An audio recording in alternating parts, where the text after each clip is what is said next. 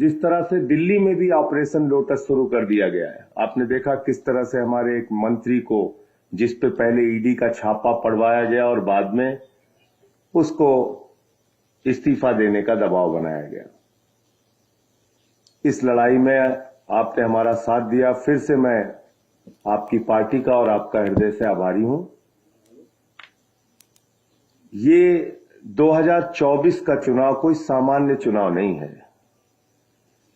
ये भारत के लोकतंत्र को बचाने का चुनाव है, बाबा साहब के संविधान को बचाने का चुनाव है और समाज के वंचित, पिछड़े, शोषित लोगों के अधिकार जो छीने जा रहे हैं, देश के नौजवानों को बेरोजगारी के दलदल में जो धकेला जा रहा है, हिंदुस्तान को जो महंगाई की चपेट में लिया जा रहा है, उससे बचाने का चुनाव है। ये 24 का चुनाव कोई सामान्य चुनाव नहीं है।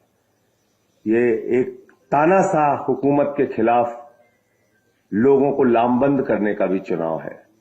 और मैं सिर्फ इतना कहना चाह रहा हूं कि इंडिया गठबंधन 2024 का चुनाव जीतेगा और समाजवादी पार्टी के जितने भी आज जो बातचीत हुई आपसे, अखिलेश जी से, अध्यक्ष जी से, जहां जहां समाजवादी पार्टी के कैंडिडेट उत्तर प्रदेश में हैं, हम यूपी का चुनाव नहीं लड़ रहे हैं।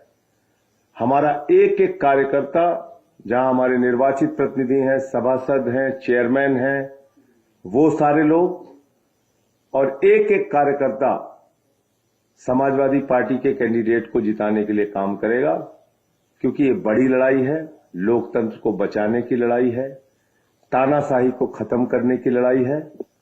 और मैं तो बार बार कहता हूं कि कोई भी राजनेता अगर वो चुनाव जीत रहा होता है तो ऐसे हथकंडे नहीं अपनाता जैसे प्रधानमंत्री जी कर रहे हैं। अगर आप अपने विपक्षियों पे मुकदमे लगा रहे हैं, उनको फर्जी मुकदमे लगा के जेल में डाल रहे हैं, तो इसका मतलब आपके अंदर कॉन्फिडेंस नहीं है। चुनाव के समय में आप ऐसी कार्रवाई कर रहे हैं।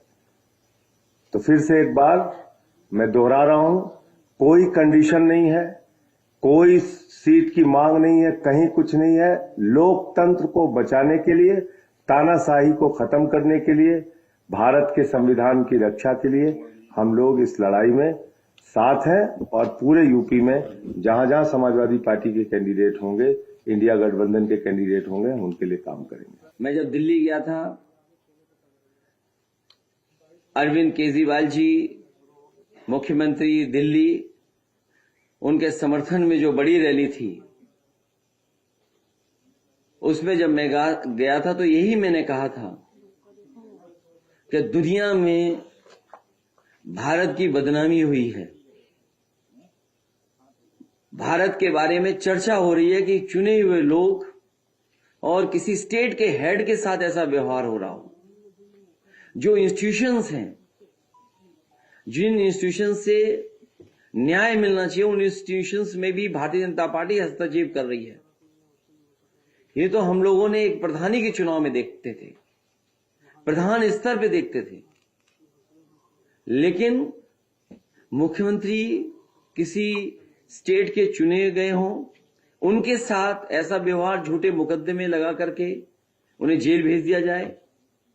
इसी तरह झारखंड के मुख्यमंत्री, उन्हें जेल भेज दिया।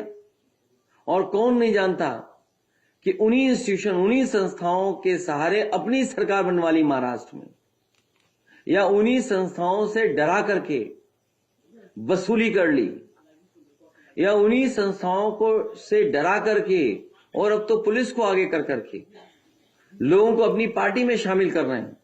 कई साथी जो भारतीय जनता पार्टी में गए हैं, उन्होंने कहा कि हम शरीर से तो जा रहे हैं, लेकिन हम आत्मा से और अंदर से आपके साथ हैं। तो सोचिए, ऐसे डर के और डरा के लोगों को अपने दल में शामिल कर रहे हैं।